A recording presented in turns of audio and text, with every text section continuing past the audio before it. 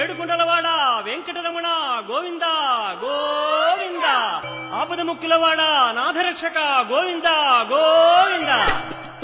मित्रांनो, ह्या video series मध्ये आपण पद्मावती देवी मंदिर, तिरुपती बालाजी दर्शन, वेणुगोपाल स्वामी मंदिर, आकाश गंगा, पापनाशम, रॉक गार्डन, श्रीकलाहस्ती मंदिर, कपिलतीर्थ धबधबा ही सर्व ठिकाणे पाहणार आहोत। नमस्कार मित्रांनो, आज आपण चाललो आहोत तिरुपती बालाजी दर्शनाला। आज दिनांक 9 जून 2024 आहे। आपण कन्याकुमारी एक्सप्रेसने पुणे स्टेशनवरून रात्री 11:50 निघालो आहोत। हा रिझर्वेशनचा डब्बा असून पण ह्यामध्ये जनरलचे लोक घुसले आहेत। अक्षरशः संपूर्ण डबा भरला होता।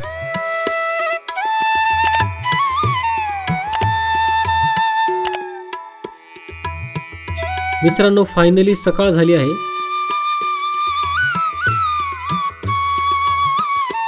फॅमिली सगळी उठलेली आहे। सैदापूर स्टेशन आले आहे।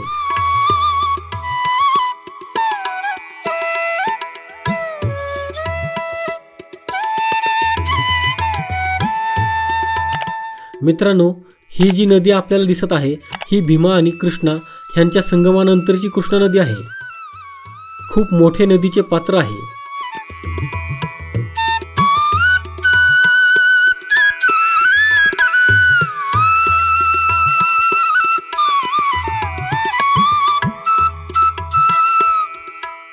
आता आपण कर्नाटक राज्यातून चाललो आहोत।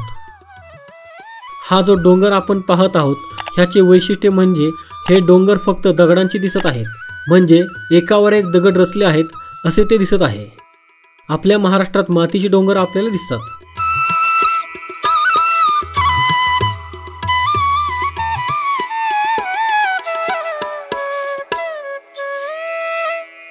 मित्रांनो, ही जी नदी दिसत आहे ही आहे तुंगभद्रा नदी।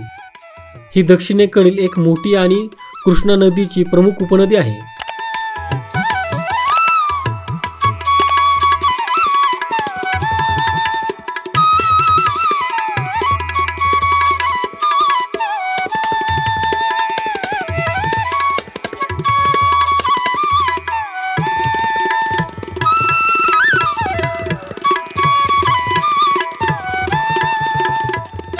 हे जे दिसत आहे हे पेन्ना नदीवरील सोमशिला धरणाचे बॅकवॉटर आहे।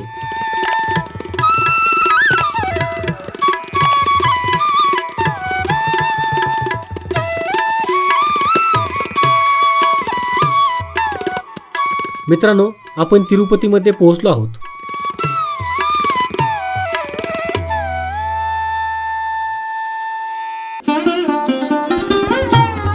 हे आहे तिरुपती रेल्वे स्टेशन। आपण साधारण दुपारी 4:30 येथे पोहोचलो आहोत। स्टेशनवरून 2 रिक्षा करून आपण श्रीनिवासम गेस्ट हाऊसला चाललो आहोत।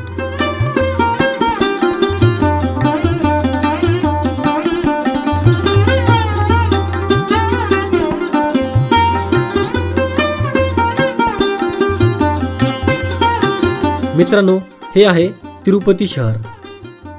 एक महत्त्वाची गोष्ट सांगायची आहे की रिक्षावाल्यांनी आमच्याकडून एका रिक्षाचे 200 रुपये घेतले, म्हणजे आमच्याकडून 2 रिक्षांचे 400 रुपये घेतले। पण खरे तर हे अंतर 2 ते 3 किलोमीटरचे आहे, त्यामुळे रिक्षा प्रत्येकी 100 रुपये घेतात। पण आम्हाला माहीत नसल्यामुळे त्यांनी जास्त पैसे घेतले। तर तुम्ही या ठिकाणी जेव्हा येताल तेव्हा ह्या गोष्टीकडे लक्ष ठेवा।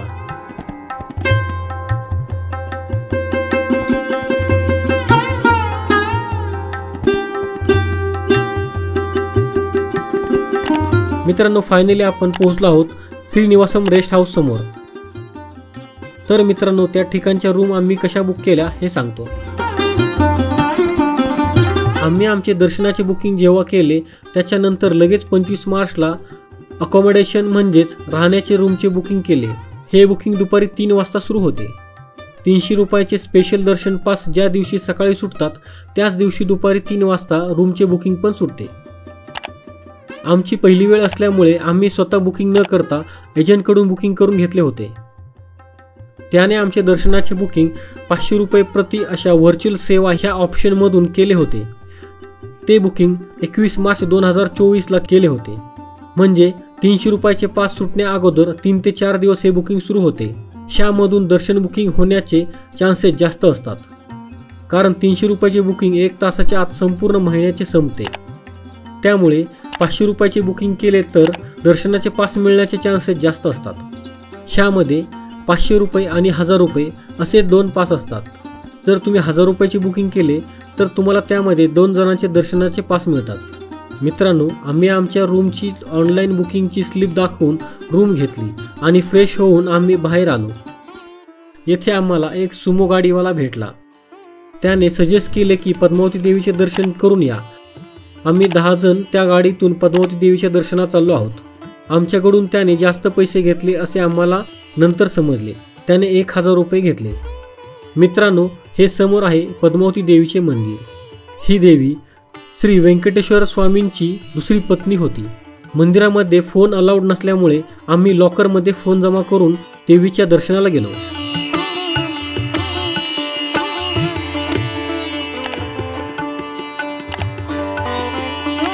हे आहे मंदिराचे प्रवेशद्वार. ह्या भागात मंदिराच्या कळसापेक्षा मंदिराच्या प्रवेशद्वाराच्या कमानी खूप मोठ्या असतात. त्यांना गोपुरम म्हणतात.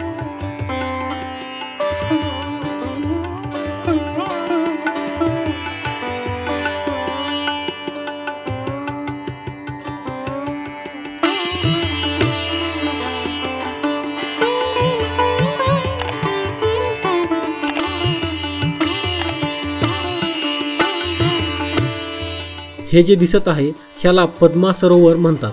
पद्मा पुष्करणी पण म्हणतात. मधोमध जे मंडप आहे त्याला निरदा मंडप म्हणतात.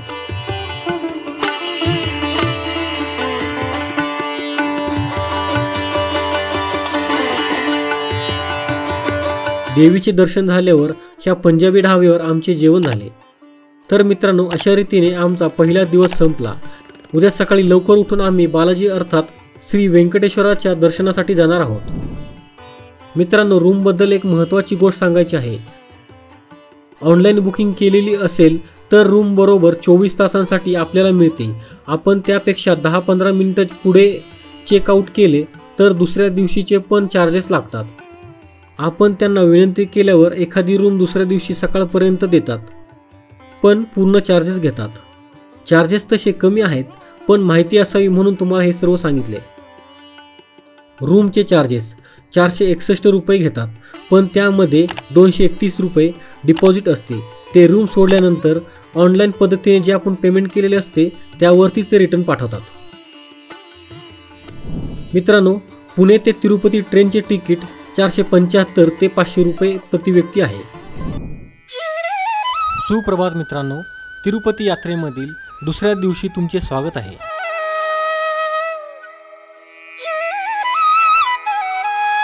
मित्रांनो, सकाळी 6 वाजता आम्ही तयार होऊन रेस्ट हाऊसच्या बाहेर आलो.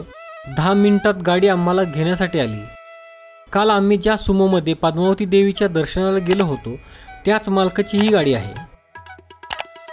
जय गोविंदा जय गोविंदाच्या जयघोषात आमचा तिरुमालाचा प्रवास सुरू झाला.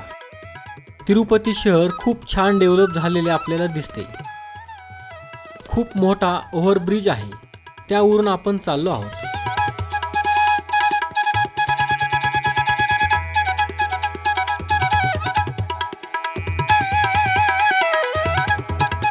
हा आहे अलिपिरी गरुड चौक.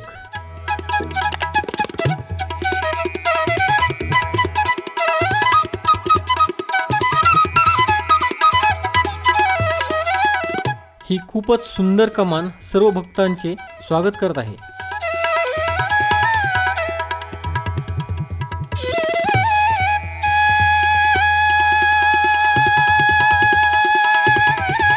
हा आहे सप्तगिरी चेक पॉइंट. या ठिकाणी सर्व वाहने आणि प्रवाशांचे चेकिंग केले जाते.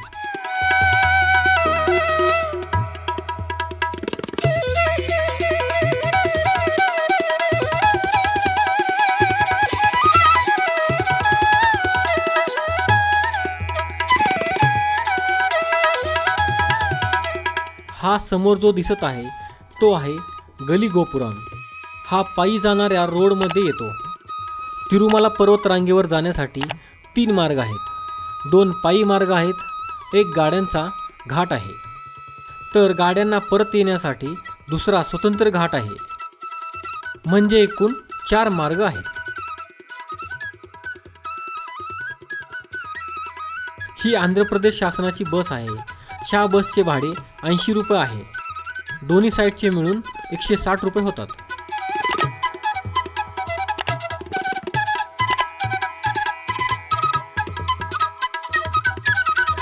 रस्ता एकदम सुंदर बनलेला आहे. म्हणजे व्यंकटेश्वराची कृपा झाली आणि संपूर्ण शहर आणि तीर्थक्षेत्र सुधारले आहे.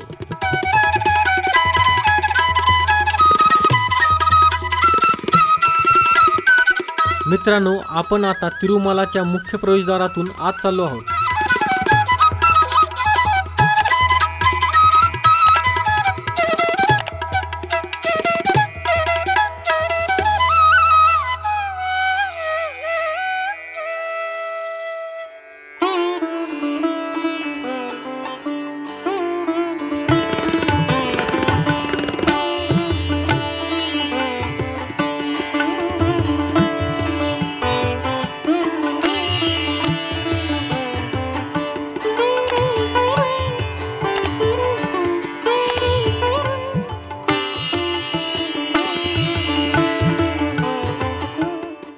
हे आहे केश दान करण्याचे ठिकाण. ह्या ठिकाणी फ्रीमध्ये केस दान केले जाते. पहिले ह्या खिडकीतून रजिस्टर करून एक नवीन ब्लेडचे अर्धे पान दिले जाते. आतमध्ये 5-6 लोक केस काढण्यासाठी बसलेले असतात. केस काढल्यावर आतमध्ये बाथरूमची सुविधा आहे. आंघोळ करून आपले नवीन किंवा जे बरोबर आणलेले कपडे आहेत ते या ठिकाणी बदलायचे असतात. ज्यांनी आपले केस काढले आहेत त्यांची दक्षिणेची अपेक्षा असते. तर आपण स्वइच्छेने 10, 20, 50, 100 असे दान इच्छेने देऊ शकतो. मित्रांनो, ही इमारत आहे अन्नप्रसादालय. ह्या ठिकाणी आपण नाश्ता करण्यासाठी सकाळी 8 वाजता आलो आहोत. ह्या ठिकाणी लिहिल्याप्रमाणे 8:30 वाजता प्रसादालय सुरू होते. मग आम्ही शेजारीच असलेल्या मुख्य मंदिराच्या बाहेरील बाजूस फोटो काढून येऊ असे म्हणून तेथे गेलो. सकाळची वेळ असल्यामुळे खूप प्रसन्न वातावरण होते.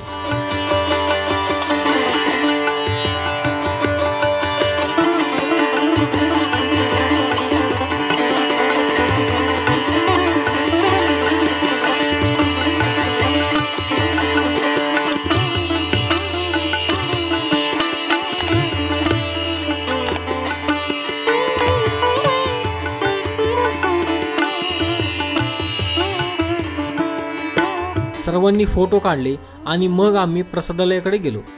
आपण रांगेतून आत चाललो आहोत. ही प्रसादालयातील भव्य पेंटिंग जी भिंतीवर बनलेली आहे अत्यंत सुंदर आहे. सर्व भाविक पोंगमचा प्रसाद घेत आहेत.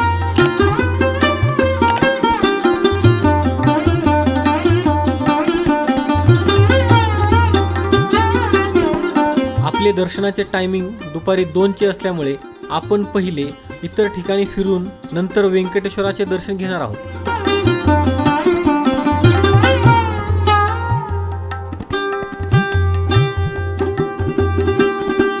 मित्रांनो, आता आपण आलो आहोत वेणुगोपाल स्वामी मंदिराला भेट देण्यासाठी.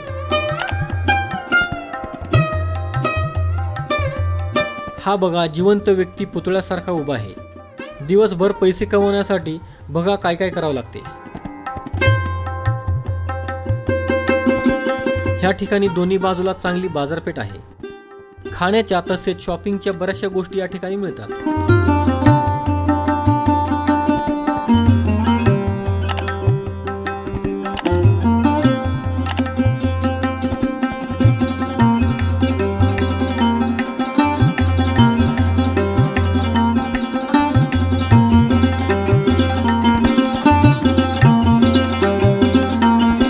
मित्रांनो, हे आहे वेणुगोपाल स्वामी मंदिर.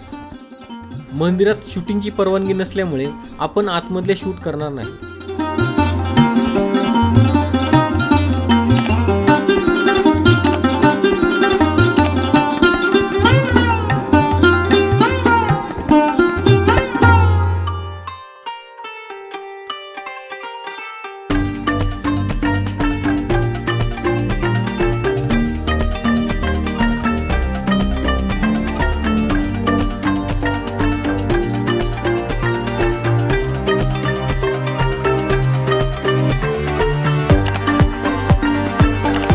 मित्रांनो, आता आपण आकाशगंगा ह्या ठिकाणी चाललो आहोत.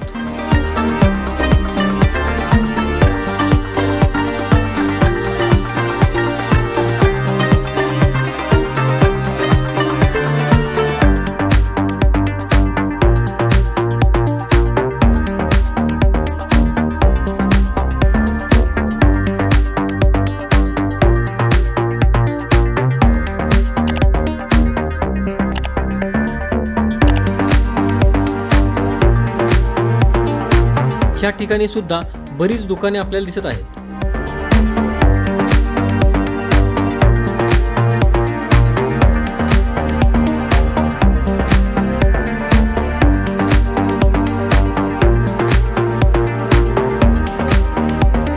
या ठिकाणी बऱ्याच पायऱ्या उतरून खाली जावे लागते. हे ठिकाण पण छान आणि सुंदर आहे.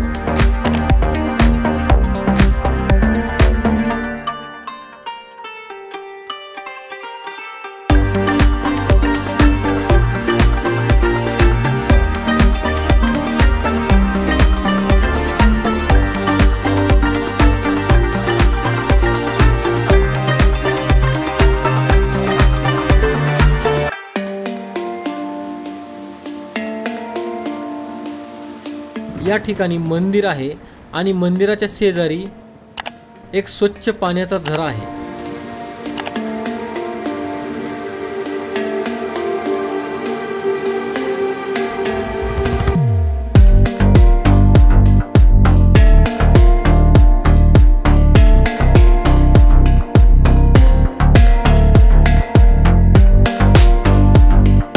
डायरेक्ट डोंगराच्या कपारीतून हे पाणी येत आहे आणि भाविक लोक ते पाणी पित आहेत. मी पण या पाण्याचा आस्वाद घेतला.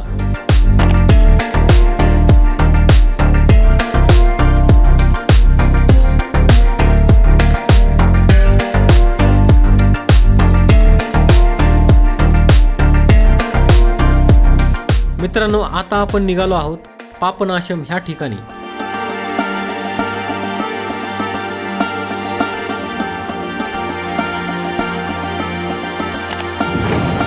या ठिकाणी गाड्या पार्क करून काही अंतर पुढे चालत जावे लागते. त्या ठिकाणी आहे पापनाशम हे ठिकाण.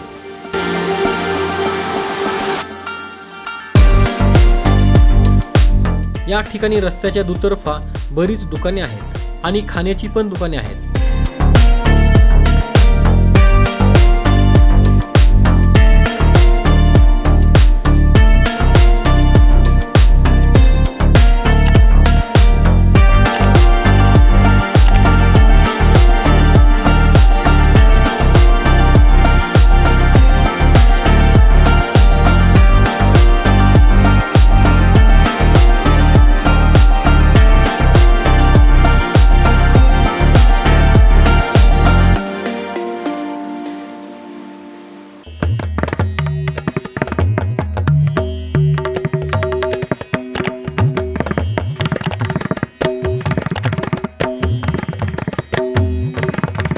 मित्रांनो, हे ठिकाण आहे पापविनाशम. इथे पाठीमागे पापविनाशम धरण देखील आहे, जे आपल्याला दिसत आहे. इथून जे पाणी पडत आहे त्या पाण्यामध्ये आंघोळ केल्यावर पाप धुतले जाते असे म्हणतात.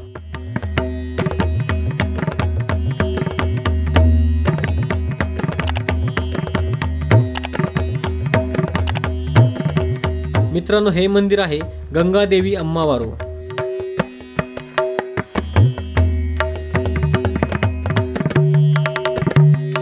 ही बघा देवीची मूर्ती आपल्याला दिसत आहे.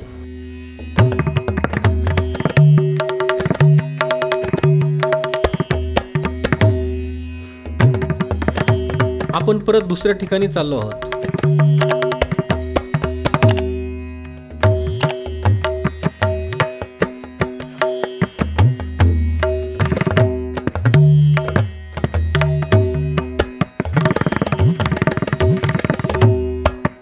हे आहे रॉक गार्डन.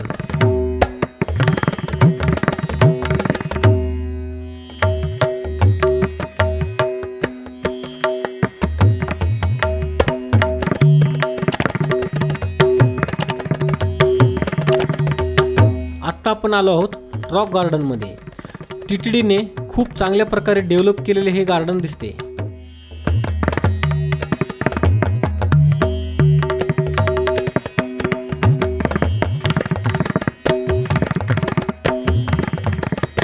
इथे नैसर्गिकरित्या खडकांचे थर तयार झालेले आहेत.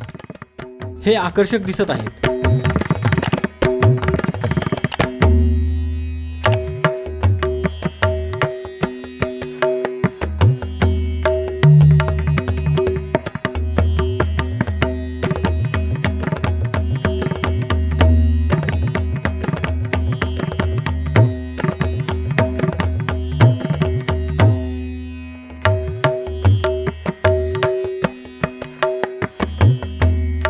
या ठिकाणी काही खेळणी जसे की झोका, घसरगुंडी बसवलेली आहे.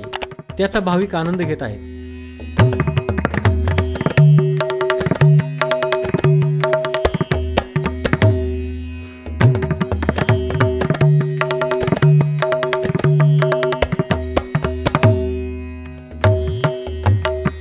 मित्रांनो, हा या गार्डनचा आकर्षक पॉइंट आहे.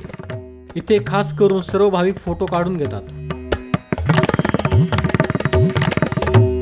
आपण आता चक्रतीर्थकडे चाललो आहोत.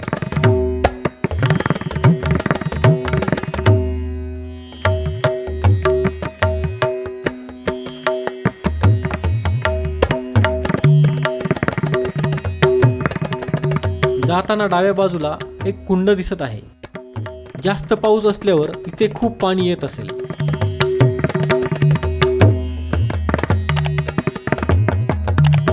या ठिकाणी विशिष्ट खडकाला आकार मिळाला आहे. त्यामुळे अनेक भाविक या ठिकाणी फोटोशूट करत आहेत.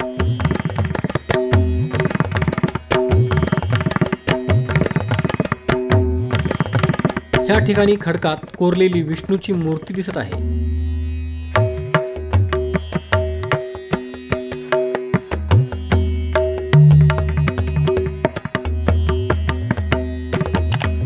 तर मित्रांनो, आता आपण चाललो आहोत श्री वराहस्वामी मंदिर दर्शनासाठी.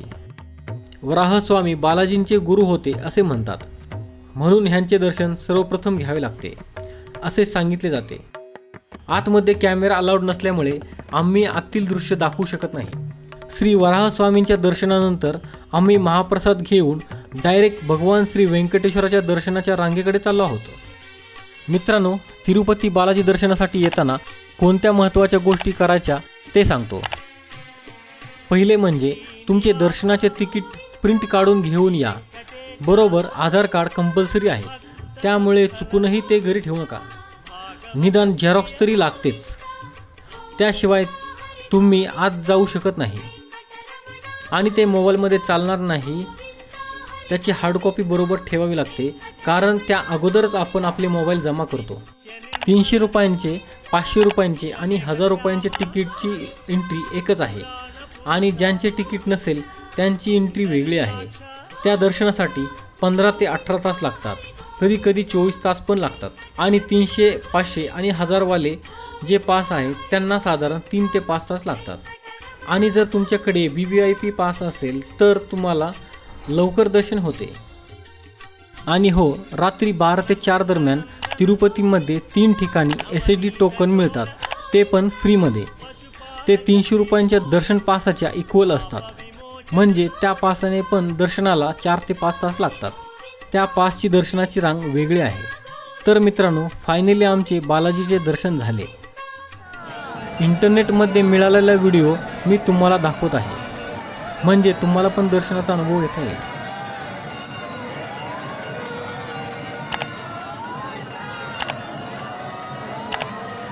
तर मित्रांनो, दर्शनानंतर काही रील्स आणि फोटो काढून आम्ही तिरुपतीकडे निघालो. व्हिडिओच्या सुरुवातीला सांगितल्याप्रमाणे तिरुमलाकडे येण्यासाठी दुसरा घाट रोड आहे आणि परत खाली जाण्यासाठी वेगळा घाट रोड आहे. रात्रीच्या अंधारात हे सुंदर शहर आपल्याला दिसत आहे. सुप्रभात मित्रांनो. तर आज आपण चाललो आहोत श्रीकालहस्ती ह्या महादेवाच्या मंदिराला भेट देण्यासाठी. आज आम्ही श्रीकालहस्तीला जाण्यासाठी आंध्र प्रदेश पब्लिक ट्रान्सपोर्ट अर्थात ST बसचा पर्याय निवडला. आम्हाला जाण्यासाठी 45 रुपये प्रति व्यक्ती तिकीट पडले. श्रीकालहस्ती हे ठिकाण श्रीनिवासम गेस्ट हाऊसपासून साधारण 40 किलोमीटर अंतरावर आहे. दुसऱ्या राज्यात जाऊन बसचा प्रवास करण्याचा वेगळाच आनंद मिळाला.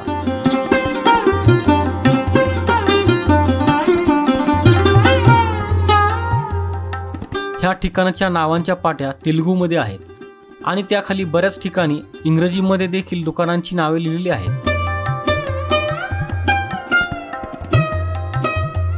फायनली मित्रांनो, आपण श्रीकालहस्ती या ठिकाणी पोहोचलो आहोत. हा प्रवास साधारण 1 ते 1.5 तासांचा होता. मित्रांनो, ह्या ठिकाणी आम्ही नाश्ता करून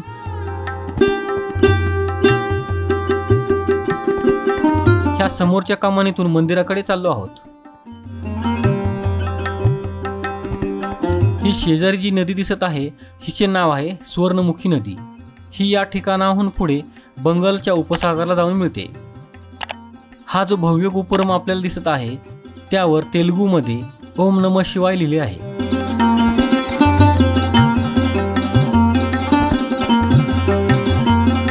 आता आपण मुख्य श्रीकालहस्ती मंदिराच्या दर्शनाला चाललो आहोत. मंदिरामध्ये मोबाईल अलाउड नसल्यामुळे आपण मोबाईल बाहेरच जमा केले.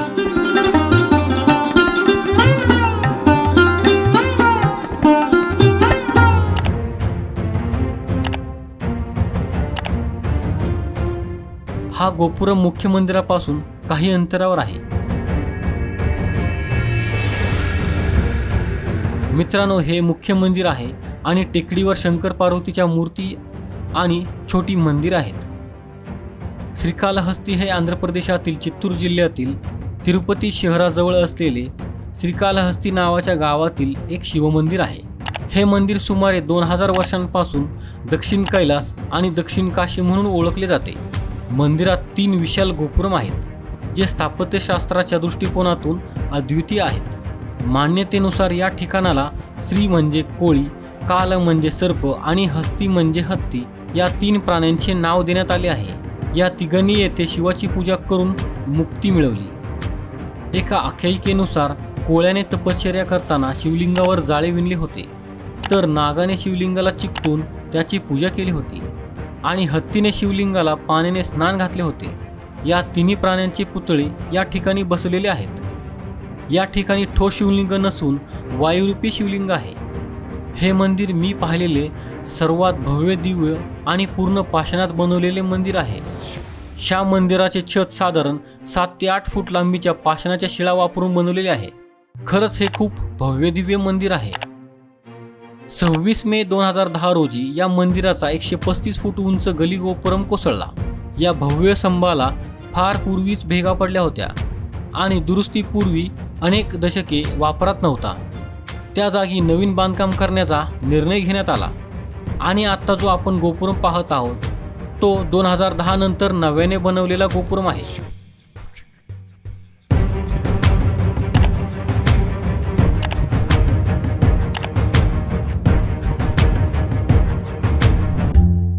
मित्रांनो, आपण आता टेकडीवरच्या मूर्ती आणि काही मंदिरे पाहण्यासाठी चाललो आहोत.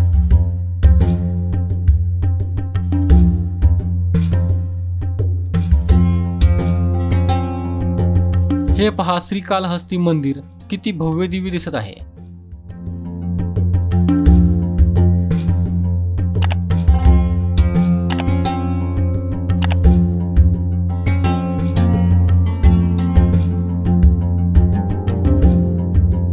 टेकडीवर जाण्यासाठी चांगल्या प्रकारच्या पायऱ्या बनवलेल्या आहेत.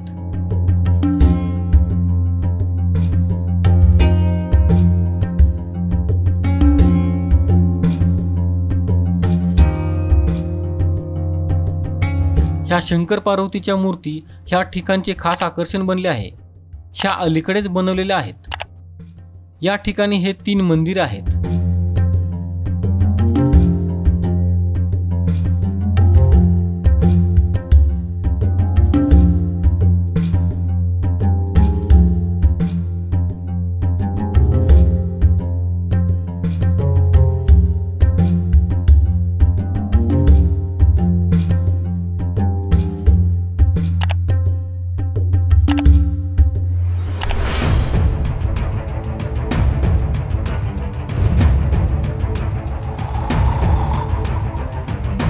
मूर्त्यांपर्यंत जाण्यासाठी चांगला रस्ता आहे.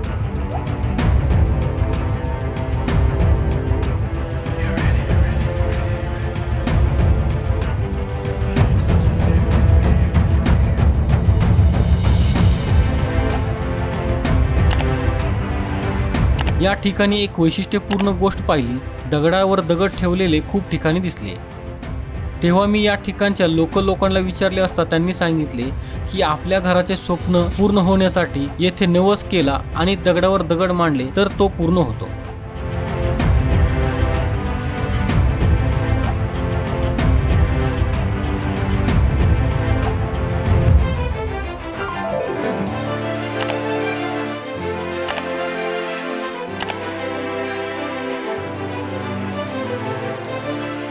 खाली उतरताना या ठिकाणी अनेक श्रीकाळहस्तीच्या मूर्ती दिसत आहेत।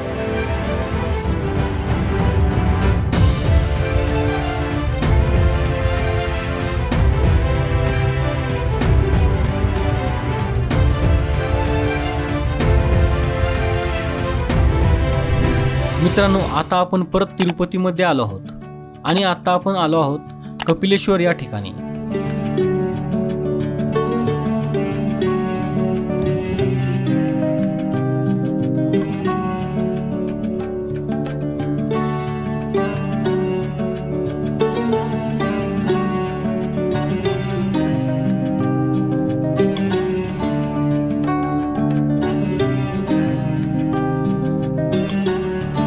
हे आहे अभयहस्त अंजनेय स्वामी मंदिर।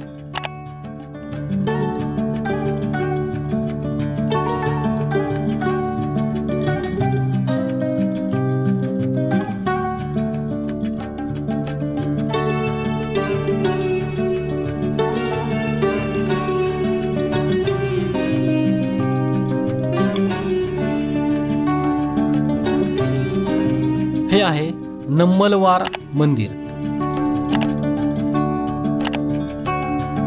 ह्या ठिकाणी महादेवाच्या पिंडींची बरीच चित्रे काढलेली आहेत।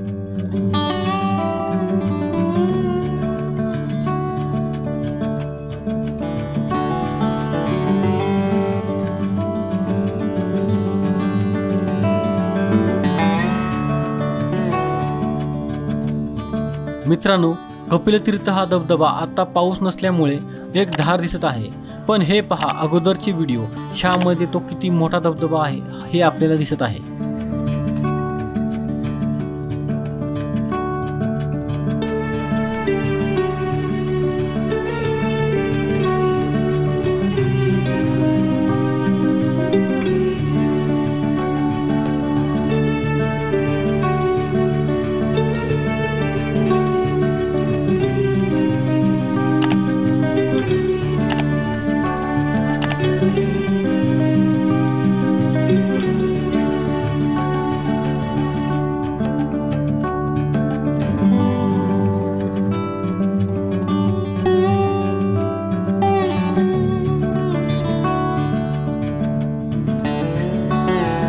तर मित्रांनो, आजचा दिवस इथेच संपला।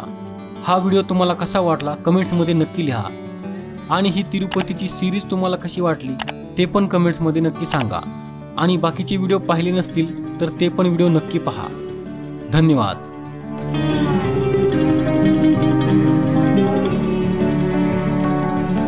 मित्रांनो, आपला मराठी नॉलेज वर्ल्ड हा चॅनल इंस्टाग्राम, टेलिग्राम आणि फेसबुक यावर देखील आहे। तिथे फॉलो करण्यासाठी डिस्क्रिप्शनची लिंक नक्की पहा।